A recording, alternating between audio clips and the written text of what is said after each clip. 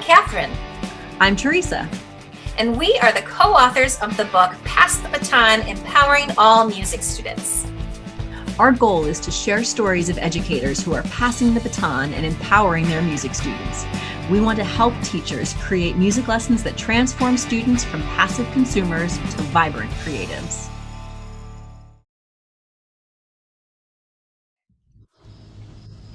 All right, well, welcome everybody. I'm so glad everybody could join us again. We're here with Jesse Rathgeber, and he is a good friend. We've kind of crossed paths back and forth, and so we're glad to have you here today. And so I wonder if you could go ahead and tell us a little bit about yourself and background. So I'm currently at Augustana College. In Rock Island, Illinois. Lovely, lovely place. I'm in my backyard right now. Prior to being at Augustana, I was at James Madison University in Harrisonburg, Virginia, where I helped found the Center for Inclusive Music Engagement, as well as started JMUC, which we have an analog, which is called Augie Play, here at Augustana, doing kind of community-based participatory learning. Prior to that, I was at Arizona State University as a doc student, also taught a lot there. And then before that, which seems like a complete lifetime ago, I was a early childhood through 12th grade music teacher here in Illinois. First at DeLand Weldon, one of the smallest schools in the state, teaching K-12 right out of college, and then before leaving for doctoral work, I worked at Kildare Countryside School District in Long Grove at Country Meadows Elementary School and Willow Grove Kindergarten and Early Childhood Learning Center. I'm originally from Illinois. I'm happy to be back in Illinois. Most of my work is around issues of creativity, constructivism, and disability/inclusion.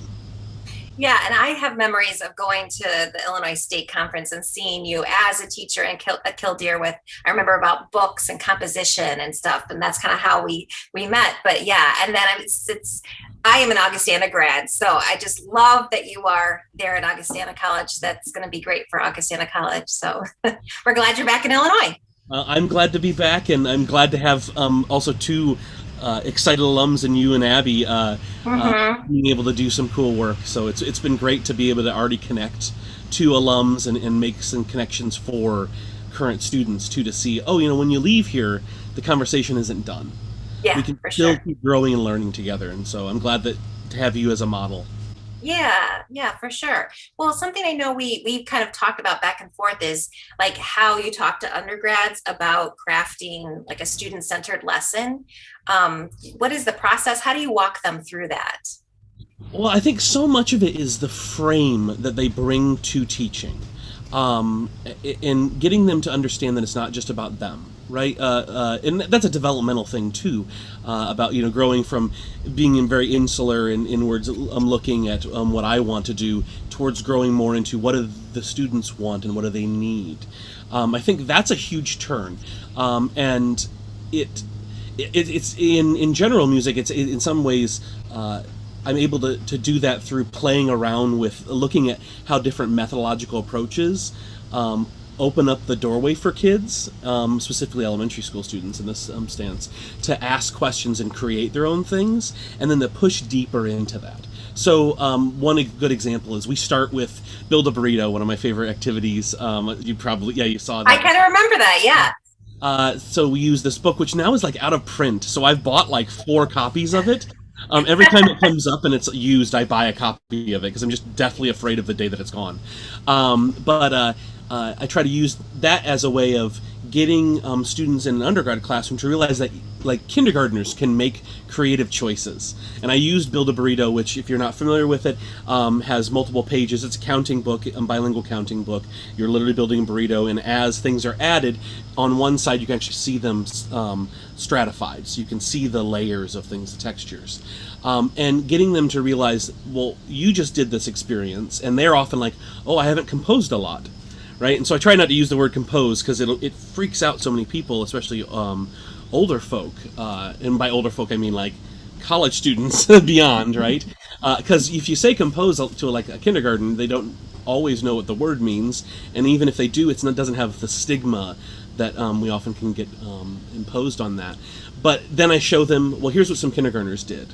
And I talk them through the conversation that what kindergartners thought through and the questions they asked. That often is one of the first doorways that I'm able to get them into thinking, at least in an elementary kind of setting.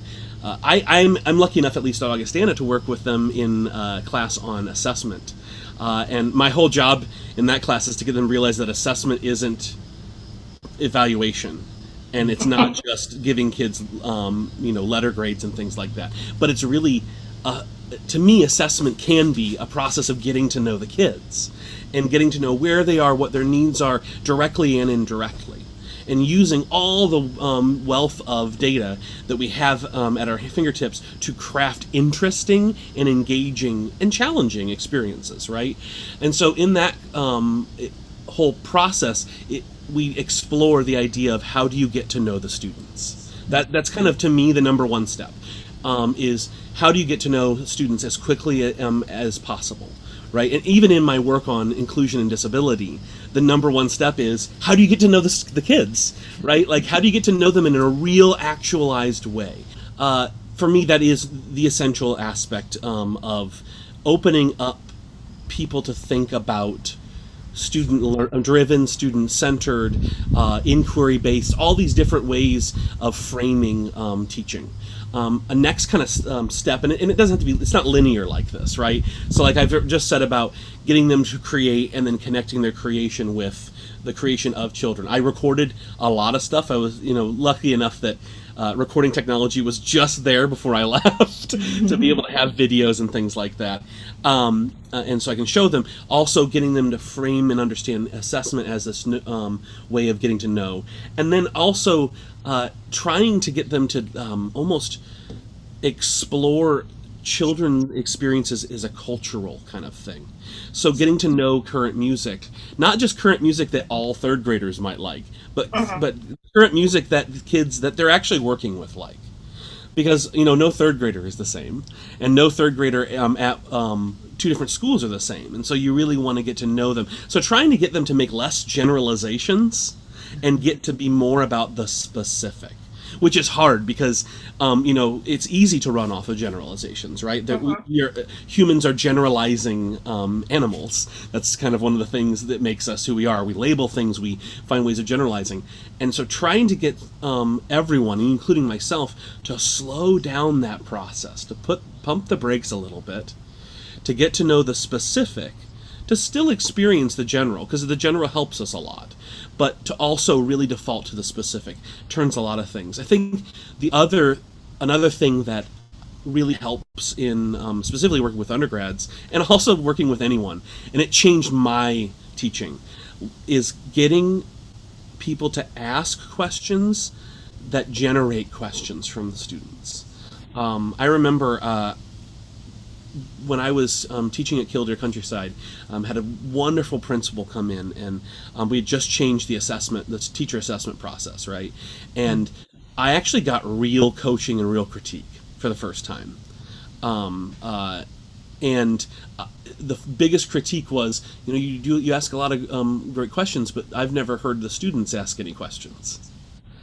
And that shocked me. And of course, like back then when I wasn't used to that kind of critique, you get mopey and like, how dare they, right? And then you realize, you go back to your classroom and you realize, oh, they're not asking any questions, I'm just asking a lot of questions. And so finding ways to get students to ask generative questions that will, spark off a conversation in the classroom. Those are other things, and we do it in class too, right? Like I try to show them intentionally and unintentionally good and bad questions, and when I make bad questions and I realize it, I try to point it out in a very kind of silly, like, we all do this, but right. What did you notice about this? So getting them to put questions into their lesson plans is really important. I'm not a fan of reading off the lesson plan as if it's some kind of script to be or score to be performed. So I tell them, like, write as many questions as you can. That's less to do with reading off of the questions, but more to just, you've already done the work. You don't have to think about it as much. And getting them to notice when students will ask questions.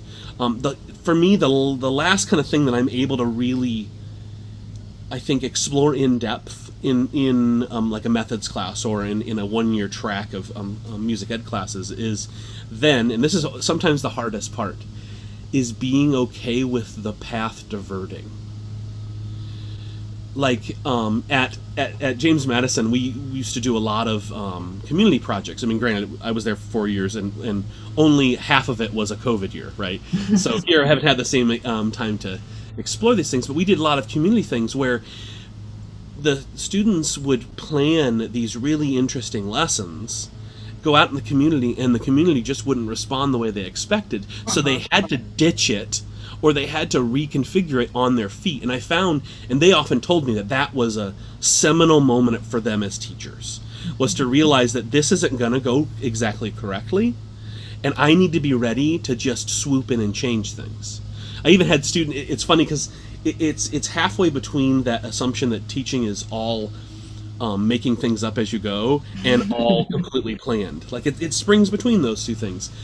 But I often tell them, just from a planning side, like, free improv doesn't happen just because people show up. Like, often free improv players are playing games as practice, and they're bringing all this other stuff that they did. So getting students to prepare to be more improvisational, to be more open to changes that students suggest. Oh, well, this was in the news and some kid wants to talk about it. Well, how can I connect that to music, or how can I help them find a way of inspecting this from a musical or arts-based way? Those are some of the things that I do. Some I think maybe better than others, and I'm continue to keep trying to get myself to model, because if I don't model it, it doesn't exist, right? Like, there are too many times where you're expected to do as someone says and not as they do, and so like I try to get students to call me on it too, anytime that I'm not following those things. But those are those kinds of core activities that I go back to, that I think help students who are working to become music teachers of any kind of context, to start thinking more and more about the student. Reframe their ideas, get to know them, find ways to embody the activities. So if it's creating, if it's covering using rock band instruments, it's that. If it's getting to know the music deeply, right? It's finding out all the top hip hop artists on SoundCloud right now that fall within your interests, and then also just finding that space for being able to ask questions, get questions, and also follow the interesting answers and interesting questions. I think that last part is hard for so many teachers, because we're taught as musicians there's one right way to do it. It's played this way, you do it this way, and we have it in our minds that is the way in a lot of the things that we do. So recognizing that you can divert from that path, I think it's a really important skill. Well, I think one thing we can do as teachers in the field / college teachers, I mean, I'd like to see that dissolve, right? Those kind of limits, because I think we should be collaborative as a field. But like, we can also show kids that there aren't just one way of doing things, right? Like, there's no one interpretation that's correct of everything, because every little thing requires musical interpretation. So like, letting students into that will model to not only future music teachers, but also to students who may only pursue music through listening to their own things, that they have a voice too, right? Like, I think about I don't often talk about ensembles because tend to be a general music person. I taught ensembles, but I might be seen as a little too radical sometimes. So I try to just be like, okay, what would you do? But like, to me, that's one easy thing to do, is to say, well, here's how this is written, right? If we were in a band, here's how this is written. What do you think the intent of the composer is based on what you can read? And then, okay, how could we enact this? What does this sound like if we actually live this? Okay, well, what if we do exactly opposite? We think and here's the thing: we often repeat passages over and over and over again, and instead of saying one more time and then it being 10 more times, we could just say, well, why don't we do it one time, but like as if this was a funeral dirge, right? Like they're still going to get experience, and they're going to get a chance to say, "Oh, here's how that sounds, and here's my idea that shares out there." That's one way, at least to me, at least in an ensemble setting, of opening up that sense of uncertainty. That every day could be slightly different, and that every choice could be slightly different. So what's the why behind all of this? Why do we need to be, reshaping the way these lessons are formatted? Or maybe you could even look at it as, what is the benefit to the students in doing this? Yeah, and I can't answer a universal why, right? Because we don't have universal things. So I just want to make sure anyone watching or listening knows that. I can say why for me and why based on the research that I've engaged with and the students. Really, it's the students who I've engaged with that impact so much of this. I think that number one is they're people. And it's such a simple thing to say, but to me, people and even non-human entities deserve some kind of voice, right? And deserve to enact their personhood, their being in the world, to be heard, to be seen, to be felt as cooperative partners in an experience. And if that's the case of everything, I hope, my work is always about, I hope, is about getting more and more people to feel like they can self-actualize in spaces and can contribute and develop their own both social and individual musical worlds. If that's the case, then we have to model it.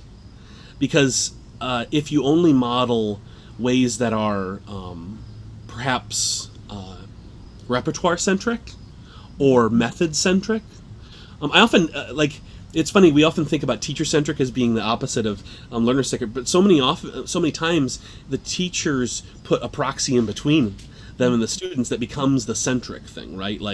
Well, I only follow this specific methodology, and that methodology says this. Well, here's the thing, Carl Orff isn't in your classroom. Piedmont is in there, and in some respects they probably wouldn't want you to be as beholden, but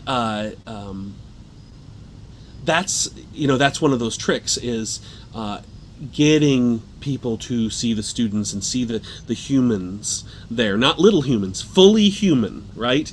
And fully beings in their world. So that's probably my first and most important thing, and that drives me in my work about disability, in my work about inclusion, even my work about pop music, is seeing people as people, and that does not mean to whitewash.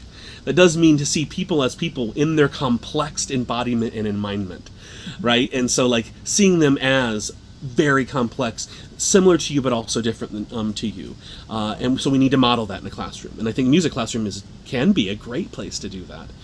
Another thing is, I think existentially, as a field of people who teach music and teach people to embrace their musicianship, to develop their musicianship, we also owe it in some respects so that we still can have people who want to be in our classes too, right? In a pragmatic sense, we have seen a decline in enrollments in high schools, and I choose not to see that based on a lot of data that it's not people disliking music and arts. In fact, I actually think people are engaged in music and art way more now, and in COVID, the artistic production that's happened over COVID is a testament to how core and central. And so to me, that means that we have to change something. And that's not just a call to change ensembles. That's a change. The entire ecosystem needs to adapt. Does it mean ditching everything? No, it doesn't. Right. But it does mean questioning everything, right? and seeing everything as, there's a philosopher named Michel Foucault who famously said, "My point isn't that everything is bad, but that everything is dangerous." And there's something different there, right? And so treating everything as potentially dangerous, and going, okay, so how can we rework this to make sure that we not just have students who want to enroll in secondary courses, but also so that we as a field are seen as something that is about actualization, something that is about play, something that's about creativity, something that's about making sense of the world through music, rather than being almost like a mini conservatory in our buildings, right? I think of student driven or student led classes, those things require, when I started being more like that or more collaborative. I actually, I don't know if I've told you this, Kathryn, but I remember I went to I did my master's degree at Northwestern, and it was during the summer, and I had this big moment of realizing that I had been treating students like they were the people in front of me, rather than like people into my own rock band. I was in an improv-based rock. I was in a jam band. I'll say that I was in a jam band, and I like, well, what if I treated students as if we were all members of this jam band together? And that changed. It just completely changed. And when I started doing that and started seeing now what I would know as student-driven, student-centered kinds of things, it made me collaborate too. And I don't think collaboration is good just because of collaboration's sake. I think collaboration is good because it, number one, expands our own understanding of our field and other fields and helps us explain how the world is connected. But also, it lets the kids see that, right? Like, so often teachers can pull all that background stuff of planning and making decisions away from students, so they never get to see. So we think, it's a very diverse and creative and engaged experience, but it was for us, but maybe not for them, right? And so collaborations made me kind of dig even deeper, right? And so like we did a collaboration, I think my second year, with the art teacher, and we did like a combination of a bunch of prepackaged jazz musicals. My goal had been to eventually get to like student-created concerts, and I was doing very slow, methodical things. Well, the second year that we explored more student-created kind of things in Central, we did the Beatles, because it was 2009, and the Beatles had just gotten to be 9 or 10, whatever it was, when the new remasters came out, right? And so the students were really excited about it, but it forced me to see through their eyes. It forced me to see through the eyes of my collaborators. And it eventually grew into a thing that the 4th and 5th grade concert became student-driven. They decided what we included.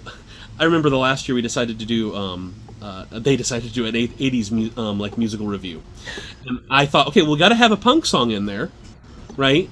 And I thought we should do something like heavy punk, and we played a bunch of things. They're like, we don't think our parents would enjoy us yelling at them during the song, so can we pick a different one? But like these things ended up uniting the school. Like for a month leading up to that, we were working on this stuff. They were writing scripts for things in their classrooms. They were doing stuff in the computer lab. They were doing stuff in art class. They were doing stuff in their like other coaching. And to me, if I wouldn't have had that experience of student-driven, student-led stuff, I don't think I would ever open myself up to that, because that's vulnerability, right? Yeah. And maybe that's another rationale too, is it forces vulnerability on us. And I've noticed, and I don't know if maybe you all have noticed this, that vulnerability, it can be hard to be vulnerable as a teacher, but also as someone who's gone through the musical like collegiate world, right? Being vulnerable in front of lots of people is often seen as not necessarily a strength, right? And I found that I had to deal with vulnerability. Now, I'm going to pause real quick. I'm not saying that anyone ever told me that directly in my college music experience, but I assumed it or inferred it. And so it got chipped away by really focusing on the students, and I had to be vulnerable. Like, I remember I got mad, and for the first time ever, I felt like I really owed it to the students to apologize to them in a deep and substantial way. And I actually went to the classroom. We talked about feeling mad and like getting overwhelmed, and that's a conversation and a modeling that I would not have gotten to. So I think that that's another reason, another why. I mean, we can look through research and look at, social constructivism is often the frame of research that talks a lot about student-led things, where students are working alone and together to develop and build their own ideas. If you look down that way, the rationale would be, well, that's how you learn. You learn through tinkering and building if you're alone by yourself and with others, not from me talking at you, right? Right. And so, like, it also allows us to actually enact that and live that out, rather than trying to fit lecture-y kind of teaching into this kind of bag of social constructivism, it actually reforms our experience. So I mean, you've got these existential threats, these personhood threats, these opportunities. I think those are some of the reasons why. I mean, we could probably spend the entire day talking about why. Yeah. In more radical ways or more more incremental ways, but I think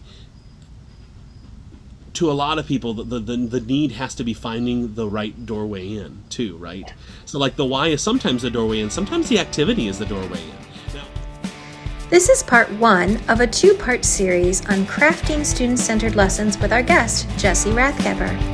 Please join us in the next episode for more in-depth conversation about how to make small shifts over time for a more student-centered approach in our general music classroom. Thanks for joining us. Make sure you subscribe below. And follow us on social media. I'm at Musical Theresa. I'm Singing Finch 1. And you can follow the hashtag Pass the Baton Book.